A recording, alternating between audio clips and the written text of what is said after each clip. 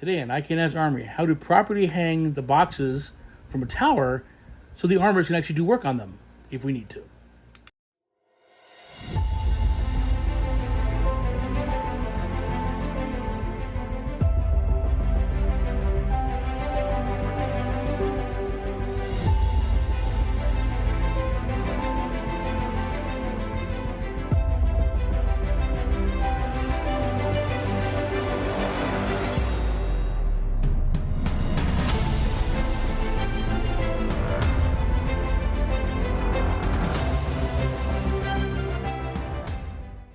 Okay, if you're on an army crew and you're supervising people setting up, some people know what to do because they've done it before and they're real good at putting it out. Some folks are new to the game and they may do something that they think is right that, okay, does the job they're trying to do, but it's overdone.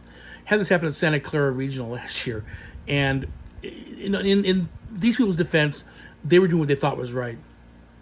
But how they did it, although I will say this, the boxes were very secured, it made a problem for the armors because we couldn't fix stuff. So look at this video and I'll explain what happened. Okay, so this is the type of tower we usually see at NACs, which are up on a table, or at other events like the Santa Clara one I referenced where they're on the floor. But these are designed to hang boxes on. We usually hang one on each side. I prefer one on the table, but sometimes that's not available or space is too tight. We put these down and hang the boxes from them. The people that hung them, as I said, did a decent job of putting up securely, but here's the issue was. So here's a pair of boxes that are hung up at the San Jose NAC. These are St. George's. They have the handle that folds down. You can extend it out to sit on a table as a stand or hang it here. And you can see there's two boxes hanging there. The one first is behind the front and the front. And if you look at top, between the top of the handle and the bottom of the strip sign, you'll see two pair of tie wraps, which is how we hang them.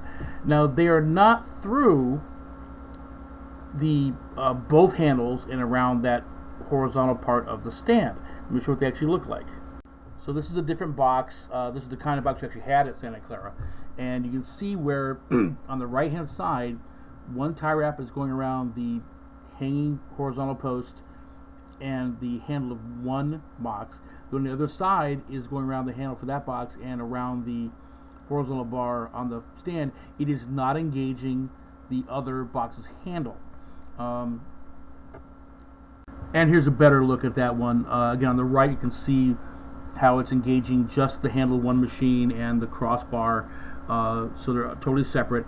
But also notice on the left side, the box is right side up. That was one of the problems we had, where they hung them upside down because this particular box has input ports on both the top and bottom side. It confuses folks.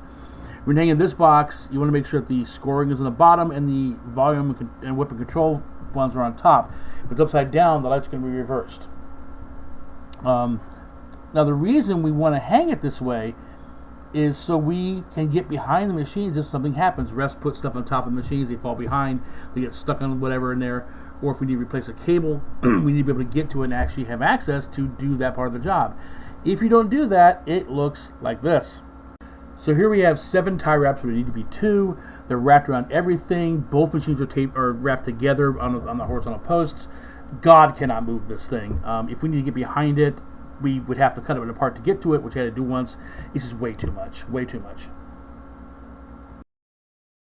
So there you go. Like I said, they did what they thought was right. It wasn't wrong as far as hanging the boxes up to be secured. It was just we couldn't get to the fix anything. So, sometimes more is not better. But they tried. It wasn't malicious. They didn't know what they were doing. And your job is to teach them. Happy armoring.